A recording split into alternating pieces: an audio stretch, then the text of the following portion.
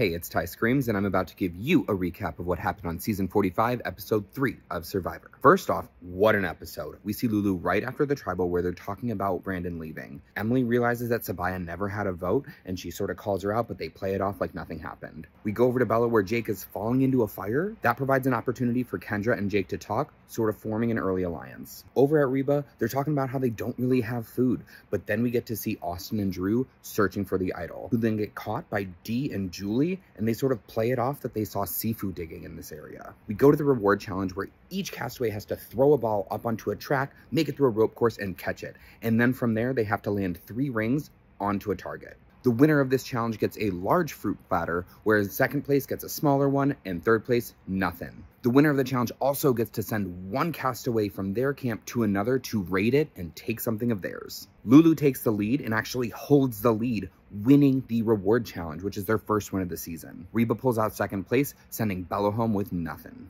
Lulu decides to send Caleb, because he's the most sociable and can probably get the most information. As Caleb is heading there, he actually sees an advantage that he can gift to another person, allowing them to restore a lost vote. Caleb pulls up to Reba, and they welcome him even though he's about to raid their camp. He says he's going to take the fishing gear but leave the spear. He then wants to have one-on-one conversations with everybody. While talking with Drew, Drew tells him that he has an advantage in the game, and then Caleb decides to give him the goodwill advantage, restoring a vote in the game. Julie is then seen talking with J-Maya and Sifu on how she thinks that Caleb is kind of a player. Once Caleb leaves, Drew goes and tells Austin and Dee about the advantage that he got. At Lulu, there's some strategy happening. Sabiyah and Sean are seen talking, saying that they want to get Caleb out. And they pull Emily over and saying like, hey, by the way, we're going to vote Caleb out. And she was like, well, I'm on the bottom, so I sort of have to also. Caleb gets back with the fishing gear, with the spear included, and then he debriefs the team on what happened at Reba. Over at Bello, the boys decide to take a raft to go out and fishing, where the girls decide to stay back and talk a little bit about what's been going on. Kendra talks about how Jake is no longer an option to vote out, and Katurah sees that as an opportunity to sort of validate the negative feelings that she's hearing about Bruce. Kelly then runs over to Brando and talks with him about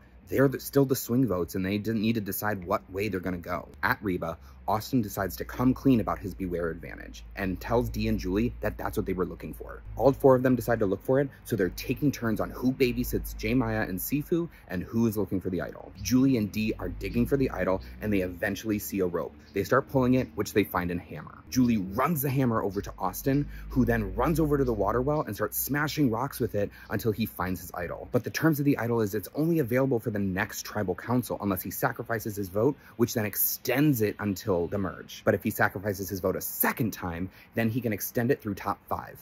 At the immunity challenge, each tribe must carry a cart through a course, disassemble the cart, and then make it to the end and do a puzzle. In the end, both Reba and Bello avoid tribal council, sending Lulu there a 3rd time. Back at Lulu, there's still more strategy talking. Sabiyah and Caleb are talking about how they're going to tell Emily that they're voting for each other. But then we hear that Sabiyah truly plans to vote for Caleb. She pulls Emily aside and tells her about the wax idol that she found. And her plan is to actually throw it in the fire at Tribal Council in order to melt it. Emily takes that as Sabiyah hasn't been truly trustworthy and decides that she needs to tell Caleb. So she runs over, tells Caleb, hey, by the way, Sabiyah is actually voting for you, and if you vote for me, then you're the one going home. At Tribal Council, Sabiyah immediately throws the wax idol in the fire, hoping that it melts in time for the vote. There's some conversation on who's in the bottom. Emily is talking about how she is, and Sabiyah's sort of agreeing and validating that, really trying to make Caleb comfortable. Once the wax is melted, Sabiyah is able to pull the idol out of the fire, effectively giving her her vote back. We head to the vote, and all we see is Emily voting for Sabiyah. We then cut to Sabiyah